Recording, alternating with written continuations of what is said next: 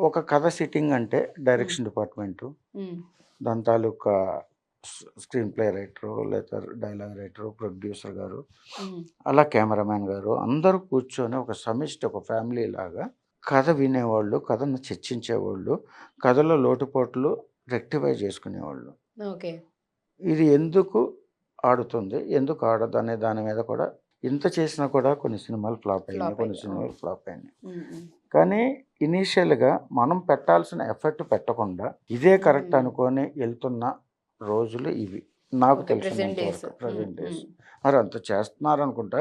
అంటే హ్మ్. నేనొచ్చేసి ఈ 2010 నుంచి లేను కాబట్టి, అంతకుముందు మేము ఇలా చేసేవాళ్ళం. హ్మ్. ఇలా ఉండేది. అలాగే మ్యూజిక్ సిట్టింగ్ అనంటే అందరూ ఉండేవాళ్ళు.